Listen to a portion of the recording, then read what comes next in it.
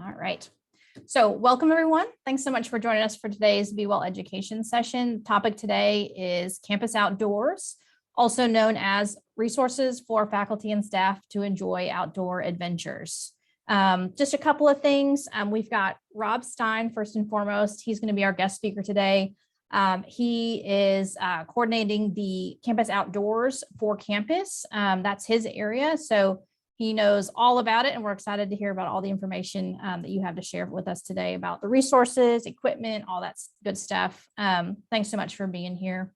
Housekeeping items. One thing I wanted to make sure I shared, because it was in the little teaser, is that if you are wanting one of the free Arkansas State Parks passports, I will share information at the end for how I'm going to get those to you. BeWell participants, stick around into the end. I will show the little slide where you can get your 5 points. We'll talk about that at the end as well. And then I always say, don't be shy about asking questions. The chat box is there. Please utilize it. We're going to let Rob get through his presentation, but we will get to all those questions at the end. And then I think that's all on my list. Rob, I'm going to hand it over to you. Thanks again so much for being here. Okay, great. Thank you. Hello, everyone. I'm super excited to be able to present this. Kind of the vibe that I get or have gotten since I've been here is that a lot of people don't know about these resources or even these programs that are offered here on campus. So to start things off, we are Campus Outdoors. You might have heard of us as COPA in the past. COPA literally just means Campus Outdoors Pursuits and Activities. Because a lot of people don't know what that stands for, we decided to kind of form it into a shorthand of just Campus Outdoors. So any oncoming students or faculty and staff would kind of understand what we are in our name.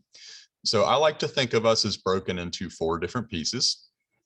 We are in the Hyper Center physically in the form of what we call the gear locker, which is just a space down by the racquetball courts, past the basketball courts, where we store a lot of our equipment that we use. We are also pretty active with doing on-hands trainings on campus. We call those our how-tos.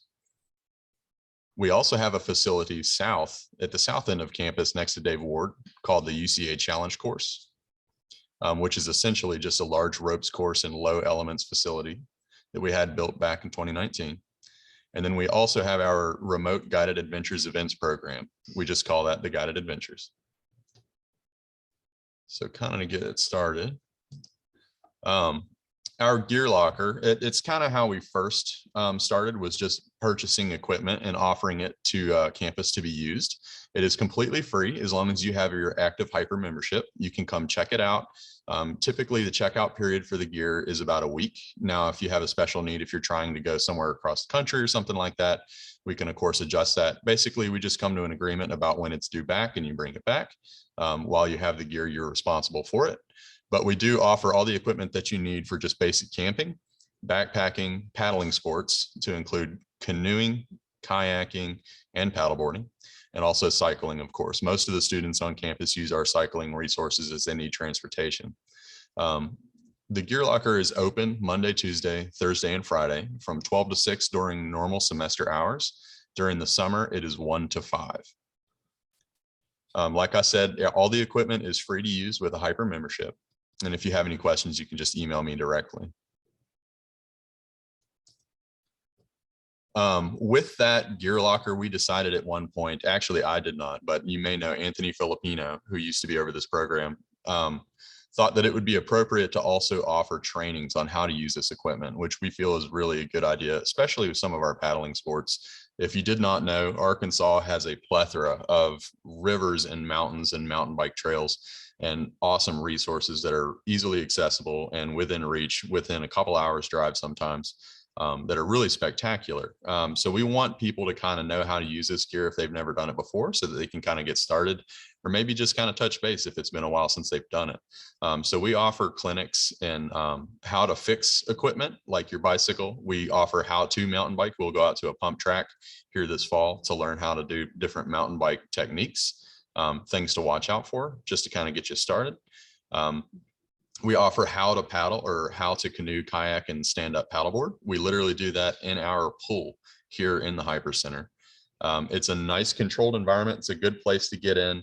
practice with the boat, learn how to move it around before you go take it out. We really hope that people do that. Like I said, we have all these wild rivers all around us, and if you don't know what you're doing, you can get in over your head pretty quick. So we want to offer as many opportunities to do that as possible before people actually go out. So take us up on it. We got a lifeguard on duty. We wear life vests and PFDs. If you're not comfortable with swimming, we'll show you how to operate those.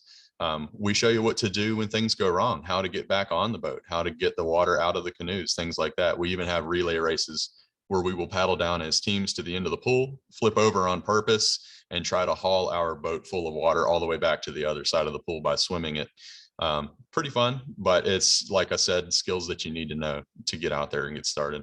We also show how to use our camping equipment, how to set up our tents, how to use our stoves. We have a campus camp out, as we call it, once a year, where we'll actually camp out on the reserve. We have a relationship with biology where we can go out and use their actual reserve to actually camp on campus. We set up a campsite, we provide food, we bring all of our equipment out related to camping and show you how to use it. And then you can actually spend the night on campus. It's a good time. You can bring your family, friends, lots of fun. We do fire building, how to build a fire, also what to look for, how to do it ethically or correctly in the wilderness so that we're not damaging our ecosystems and things like that. So yeah, that's our how-tos. We kind of offer 2 to 3 a semester, depending on what needs to be done. Sometimes we will correspond them with events that we do off campus to kind of get people interested in the sport that we're trying to promote, or the event that we're trying to promote. So they kind of go hand in hand sometimes with those. Like I said, we do that paddling clinic in the pool. We do that one twice a year because we figured that's kind of the most volatile sport that we offer, or at least provide equipment for, where we want to make sure that people know how to operate those things. I used to be a guide on the Ghost River, which is in Memphis, Tennessee, and also the Mississippi River. And a very common thing that we saw was people that got in a canoe when they were a 10-year-old and then thought that they knew everything about it when they were in their 30s, 40s, 50s, and 60s, and then would come out and rent a boat and get in way over their head. Like I said earlier, it's very common. There's no shame in it. Please come out to our paddling clinics and learn the basics, and or at least refresh yourself and kind of get in and maybe learn a few things you didn't know. Okay, so then we had our challenge course built. It was around August 2019.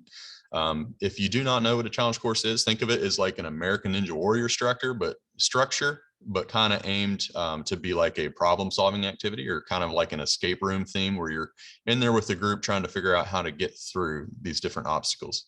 So our ropes course is pretty large. We have this high ropes element that you see here in this picture, but also 15 other low elements along the ground that are really aimed at problem solving and team building, pointing out points in communication and leadership and things like that.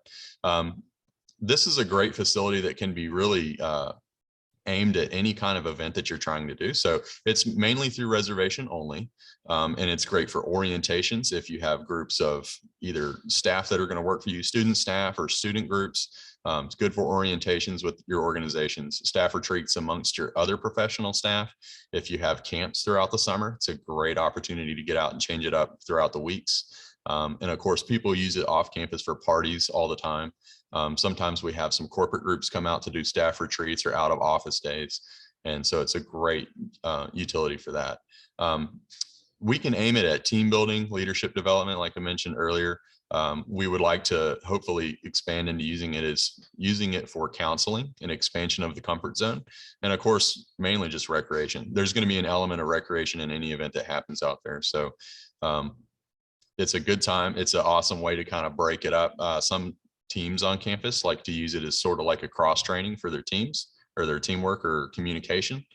So it definitely aids in kind of changing things and maybe bringing a new perspective to the workplace, or at least your group that you're working with. We also do have free days that we plan throughout the semester. So sometimes we'll just open up the zip lines totally free, and we'll do that on a specific day throughout the semester. We'll promote that as what we call a free challenge day. We have an activity that we call the power pole, which is great for that expansion of the comfort zone. If you don't know what a power pole is, it is a telephone pole-like structure that you have to climb. It's about 20 feet tall. you have to stand up on the top of this telephone pole and then jump off of it and try to hit a boat buoy that is hanging from a rope. Pretty freaky. It's got about a 7-foot free fall on average. Lots of fun though. You're on a belay with a climbing rope, of course. You do not hit the ground, but it is lots of fun. It's a good challenge. We also have our giant swing, which is exactly what it sounds like. It is a giant swing. If you've ever seen those rope swings that are out in canyoneering, it is very similar to that, kind of the inverse. You get hooked on at the bottom, and then your team will haul you up to the height of roughly 25 feet up, and then you will have control over your release rope that you will just let go of. It goes through a device, and then you swing, I would say maybe 50 feet across of a radius, if you will. But it is lots of fun. It's probably the most fun element that we have out there on the challenge course. Lots of fun. It's a good one to come out to. So we like to offer that one kind of at the end of the semester to let our faculty, staff, and students kind of decompress as things are spinning up. But it's a great way to get outside and get active. All right, we also offer the free climbing tower. That is usually open after fall break and after spring break, in the fall and spring. So kind of half the semester, just a couple of weeks there, or a couple of sessions that we have out there. This one has the dates from this past spring on it. But as you can see, it would typically be open from 4 to 7 p.m.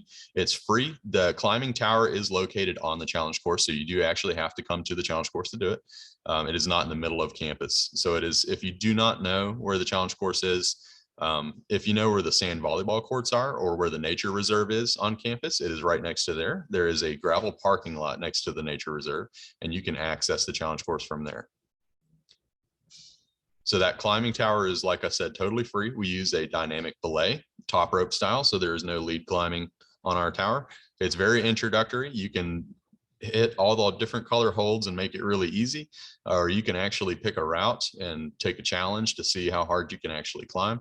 We let our student staff facilitate that. We have trained belayers. They are also our facilitators on the challenge course, and they also set the routes as well on the tower. So it is different from day to day. We always keep it fresh, but it is lots of fun. It's a good way to get out and be active. If you don't like climbing, or you don't think you'll ever be good at climbing, or you've never tried climbing, I think you'd be really surprised. Our bodies are actually very capable of climbing. We have lots of more mature folks come out that are very shocked, that give it a try and really love it and continue to come out. People bring their kids. It's a great resource for that as well, to hang out with the family and bring friends. Like I said, it's totally free to anyone that wants to come out. We don't check IDs or anything like that. At the moment, it's just completely open to the community. We do recommend that you wear athletic clothing, of course, appropriate to whatever the outdoor conditions are. So we do operate in the rain. A lot of times we won't. If it looks like it's going to storm for sure, we'll just go ahead and put out a notice that it's canceled. If of course we hear thunder or see lightning, we have to shut things down. But otherwise, it is open during the dates that we schedule after fall break and spring break.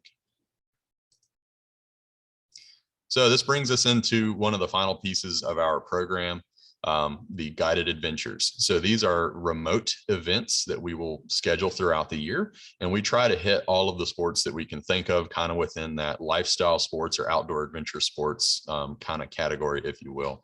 So everything is human powered with the exception of horseback riding. That's obviously horse powered.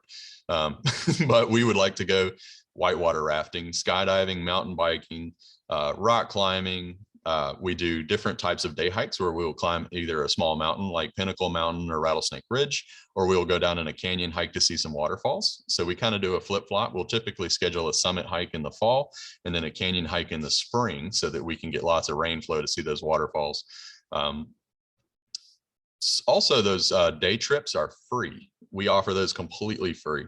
The rest of these require a fee to be paid. It's basically just a break-even cost for us. It's a cost of participation.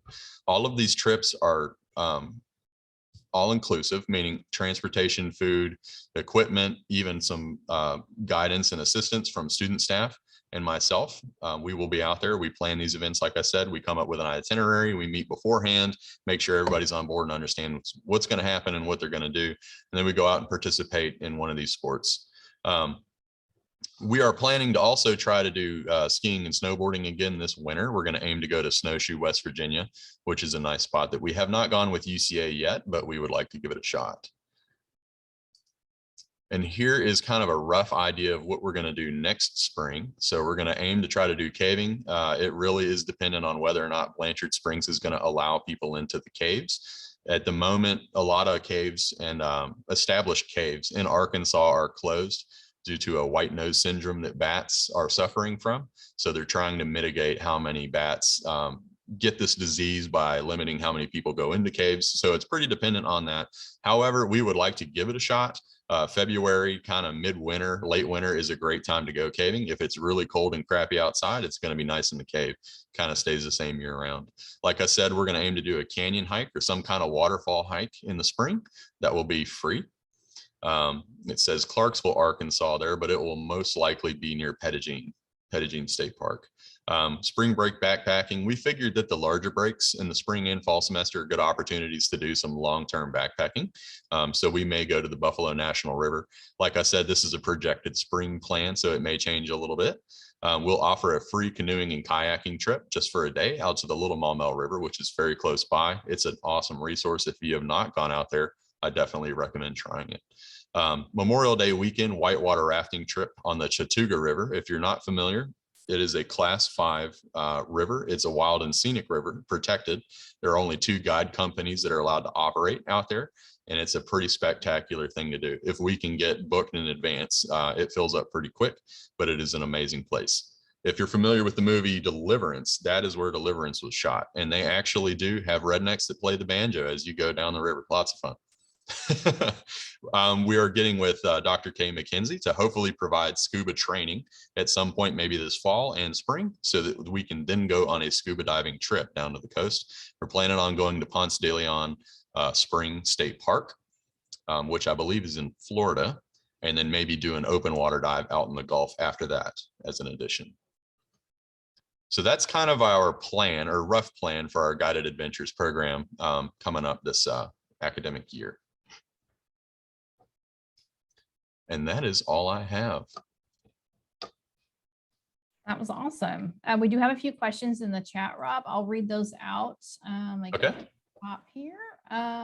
Okay. First question was, during the summer, when is the ropes course open? And I think they asked that before you started talking about the ropes course. Okay. Generally, is it by reservation only unless that you have one of those free days? Right. Right. Okay. So we do not offer any free days during the summer because we are pretty booked up with groups. It's the cost for that and when you can reserve it. There is a form that you can go on our website that you can, like I said, it's just an online request form. So you can go to Campus Recreation on uca.edu, and there should be a tab for challenge course. And under that, you should be able to find a tab that says make a reservation. And that will that's basically just an initiation to kind of get the process started. It lets me see kind of what you have in mind or what you want to do. And then I reach out and contact you, and we kind of discuss what it is that you want to do with your group. It can be a tiny group. We've had 2 people go through it. We've had 180 people go through it all at once. So it's, like I said, you can use it for anything you can imagine. We really we're welcome to step in and build the event with the best knowledge that we have. We, of course, use all of our best facilitation practices and technical operations of all the equipment in the facility, but we want to leave it as open as possible for you to build whatever event you have in mind and be as creative as you want with your group. And we can kind of help you reach those objectives. Gotcha. Second question was, is there a place you can donate some mountain bikes? They need repair, but they were wondering if you take things like that, or if you know of a place like that. Right. That's a great question. So we've actually had a handful of people asking that recently. At the moment, we used to take recycled bicycles from people that would like to donate them, or ones that we picked up off of campus. And it's kind of on a little bit of a hiatus because we're discussing with SGA right now whether or not we want to expand our bike fleet into a standardized bike program where all of them are the same, so that we can continually purchase the same parts over and over again for maintenance. And then we might hand over that donation program to a different organization off campus. So at the moment, we're not taking them. Once we take bikes, they have to stay in our inventory. Once we assume them into the inventory, they are then state property. And the only way that we can get rid of them is by having them melted down in a recycling plant. So we don't want to take the bike if we don't want to give up the bike, if that makes sense. So we're trying to figure out what's going to take place first so that we can figure out where that recycled bike needs to go. Now, all that being said, if you want to bring that bike by and have it fixed up, you can certainly do that. I'm glad this was brought up, actually. Our gear locker includes a full service bike shop. So we do all labor. We do not provide any parts. So in the event that you do need a replacement part, we will send you to the Ride, which is a shop off campus that we have a relationship with. We purchase all of our parts through the Ride, but you can pick up parts there and bring them to us. We can do the labor for free. And then once that bike is fixed, you can either just leave it in the gear locker without us actually assuming ownership of it, or you can just hang on to it until we figure out where it needs to go. Or you could pick a random student on campus that you know of that needs a bike. You could get with Global Learning and Engagement. They have many students that are looking for transportation. They might be able to point you in the right direction, or you could get with different athletics groups on campus as well that have a lot of international presence. They're always looking for bikes for their athletes. Okay. I've actually heard the idea before from other campuses that some departments like to have a bike that the department shares for running errands on campus or taking a recreational ride at lunchtime. So that's another option too, if you all have the place to store it and maybe could buy a couple helmets to go along with it. Okay, that was a good question. Another one, this is also good. If someone wants to take their department out to the Buffalo River or a trip like that, could you help with that? Yes, absolutely. So we don't just plan these events in advance to offer to campus. We actually do private outdoor adventures as well. So for instance, we take the offensive linemen from the football team during their football camp down the Buffalo River. We're going to take Global Learning and Engagement out to Woolly Hollow for a day trip and then have them camp on the challenge course. I guess to answer your question, yeah, we are more than happy to help you plan an event like that. And we can even add elements of team building or leadership development along the way. We have student staff facilitators, like I said, that are trained on our challenge course and operate all kinds of different other things that we do that we like to bring out on those trips to be trip facilitators or trip leaders, if you will. Okay, that's great. We might spread the word through some HR supervisor training that we're developing right now. We might want to make sure that information is included. I think that's a great thing to make sure that supervisors and chairs, department heads know on campus. I think that's great. Okay, well, this was more of a comment. It was about pricing for the challenge course. And it sounds like that really kind of depends on what people want and how many. So they should really go to your website and fill out that form and get that process started. Correct. Okay. And it is very hard to know just off the top of anyone's head. It really needs to kind of be at the end of a discussion about like what you said, Mariah, exactly what you're trying to do, what events and how many people you have. Those are all going to be variables that kind of dictate how many facilitators need to be present, which is ultimately what the charge is for. So corporate groups get a full charge. On-campus departments, nonprofits, scouts, churches, and things like that, they get a 25% discount. And then student groups that are organized by students get half off. Okay. So there is a rough pricing bracket on our website, but like I said, it's a very rough bracket. It ultimately depends on what we decide needs to happen or what you need to happen to meet your objectives. Sure. And for anybody listening live in the chat, I've posted a couple of links there for Campus Outdoors and also the challenge course specifically. So you can click on those links for more information. Okay, next question. Can you come just to watch the people on the challenge course? Is there a gallery? Absolutely. So even though these are private events, we have to have those fences open. You're welcome to come spectate. We have people watch pretty often, all the time. Sometimes campus PD will come out just to check on us and watch for a little while. It's pretty normal. Now, if the group explicitly says like, hey, we don't want anybody to see what we're doing, then we'll of course tell anyone that comes up that, can't really be out there. But on the free challenge days, absolutely. You don't have to do, well, we always tell any willing participant or would-be participant that you don't have to do anything you don't want to do. We hope to empower everybody to take on these challenges. So I guess all that to say, we have lots of people that come out there thinking that they're going to do things that don't do things. That's pretty common. So you're welcome to just kind of hang out there with that group. I like that you try to engage everybody as much as you possibly can and then inspire new courage and getting out of your comfort zone. I think that's great. Okay, what's next here? Is there a price list for bike services? I think you kind of spoke to that already, that you don't buy parts, but you do provide the labor. Can you just make sure I got that right? You want to Correct. speak? Okay. Okay. So Okay. we do have like a giant pile of used parts that if it's something that came off of a bike that was disassembled or retired and we just happen to have laying around, we don't mind every now and then providing like a used tire that's been patched or anything like that. But we do not provide any new parts that we purchase. We purchase parts for our own fleet bikes, but we do not provide them to the campus community. So if you want any parts or things like that, you do have to go pick them up at a shop and bring them to us. Usually the most common thing that wears out is inner tubes. They either dry rot or they have a hole in them or a nail or something. So that's the most common thing that needs to be picked up at the store. And they range from $10 to $15, depending on the size or the type.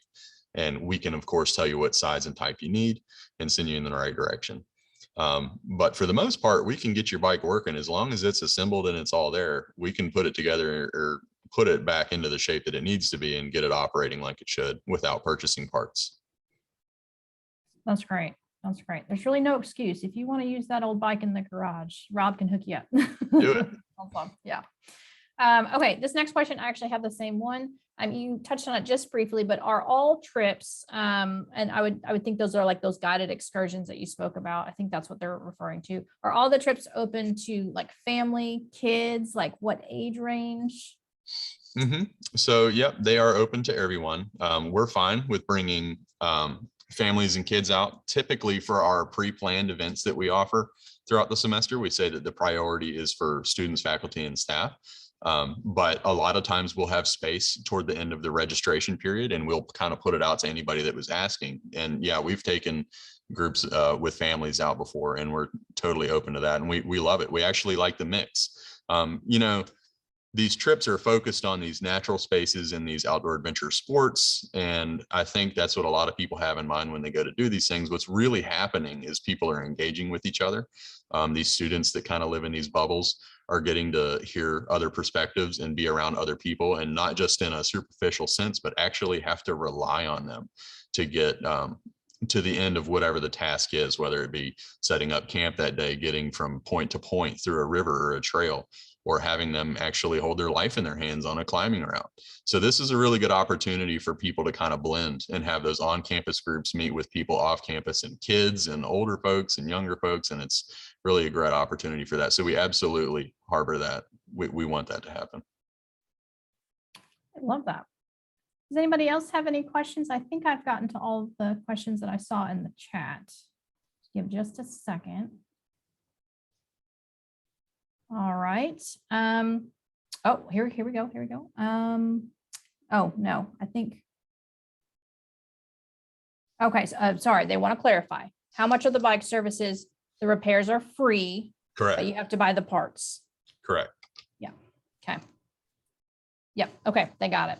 Awesome. Thank you for asking clarifying questions. We always want to make sure the information is clear and that you leave with what you needed. Okay. We're going to wrap things up. I have put in the chat a PDF certificate of attendance for today for BeWell participants if you want to get your points that way. I'm also about to flash it on the screen, so sit tight for that if you'd prefer to just snap a photo and load it up on the app. There is a session evaluation survey link in the chat as well. It takes about a minute. I'm not exaggerating. It's super quick. If you like this session, maybe you want to see more like this on this topic, please let us know using that form or just email me. That's fine too. We appreciate you taking just a minute to fill that out. Let me go ahead and share my screen and get that certificate loaded up here. And this is for anybody watching live, but also recorded. If you're watching this on YouTube, you can still get your points. Just take a screen grab or a snip or a photo on your cell phone and load that up to your account. You can still get those 5 points, even if you're watching this recorded. So go ahead and do that. Rob, thank you so much. I loved hearing about everything you have to offer. I learned a lot of new things, and I know that me and my family will probably be taking advantage of many things that you have to offer. So we appreciate you being here. Thanks everyone for joining us. Have a wonderful afternoon. Thanks, y'all. It was a great opportunity. Appreciate you.